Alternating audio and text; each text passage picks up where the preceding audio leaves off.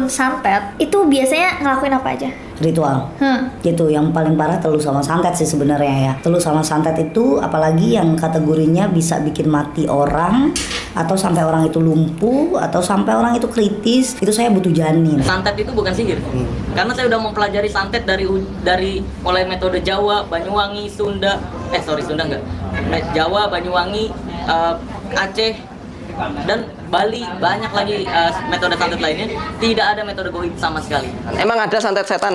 Ada. Para santet ini bagian dari sihir. Di dalam Al-Baqarah ayat 102 jelas, wattaba'u ma tatlu syayatinu ala mulki Sulaiman wa ma kafara Sulaiman walakinna syayatina kafaru yu'allimuna an-nasa sihra. Intinya mereka para tukang sihir itu mengikuti apa yang dibacakan oleh setan ketika kerajaan Sulaiman.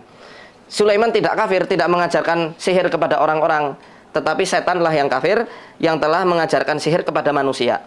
Jadi jelas kalau dalam prinsip Quran, santet menggunakan jasa setan itu ada.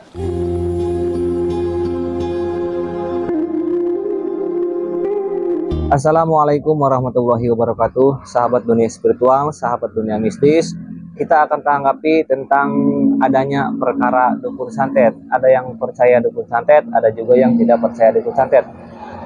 Kenapa orang tidak terkena santet? Kalau memang dukun santet itu ada, kenapa orang yang menantang santet tidak terkena santet katanya? Jadi gini ya teman-teman. Kalau memang dukun santet itu ada katanya, silakan santet saya. Ya, jadi gini. Yang namanya dukun santet itu, yaitu tidak akan menampakkan diri, dan orang yang pergi ke dukun santet itu, si dukun santetnya itu perlu untuk bayaran. Dan juga ada masalah apa yang nantang santet dengan dukun santet. Karena yang namanya santet itu sesuatu hal yang gaib. Sesuatu hal yang gaib itu bisa juga termasuk kepada sihir.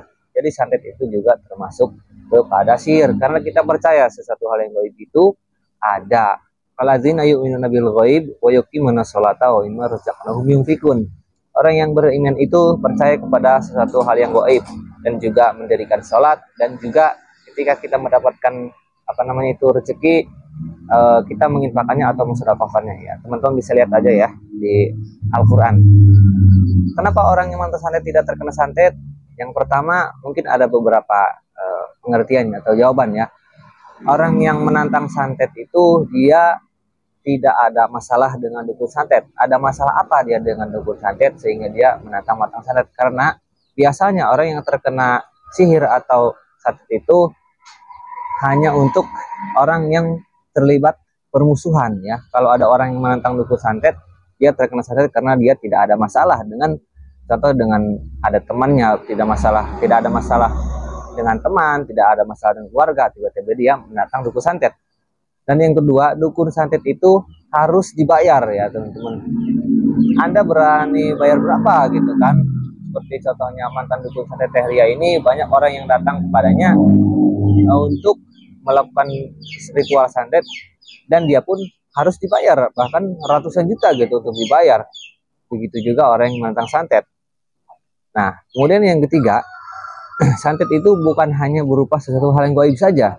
Karena yang namanya santet itu melalui perantara. Ada perantara sesuatu hal yang gaib, yaitu jin. Karena kita percaya sebagai orang muslim, percaya dengan adanya jin. Nah, dan juga kemudian santet juga melalui obat atau melalui tangan manusia. Contohnya obat racun. Jadi kalau dilogikakan memang sedikit masuk akal ya. Santet itu kan bukan sesuatu hal yang gaib saja. Kalau menurut pesulap merah itu santet, contohnya kita punya teman yang kita benci, kemudian kita nyuruh teman dekat kita untuk menyantet musuh kita.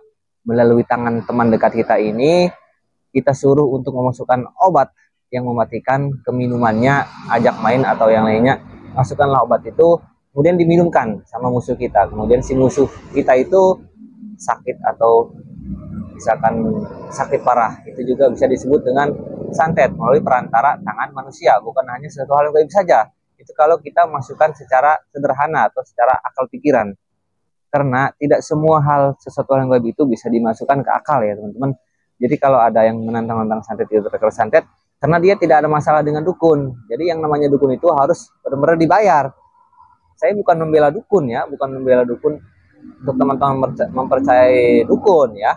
dan juga dukun itu banyak, bukan hanya apa namanya, kalau ya nggak nipu ya cabul, bukan ya, karena dukun itu hanya sebagai apa namanya, profesi mereka itu ya orang-orang yang menganut ilmu spiritual ya, bukan hanya nipu dan cabul saja gitu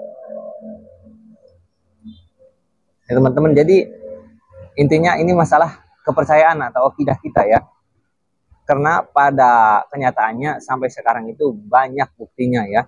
Ada buktinya, ada orang yang terkena guna-guna, terkena santet, pergi ke dokter, kemudian diperiksa tidak ada apa-apanya, tidak ada penyakitnya, dan pergilah mereka ke pengobatan alternatif. Nah disitulah pasti dinyatakan adanya suatu hal perkara goib atau jin atau adanya guna-guna ya. Dan untuk menghindari itu pasti teman-teman tahu sendiri sebagai orang muslim ya, hanya bertakwalah kepada Allah gitu kan.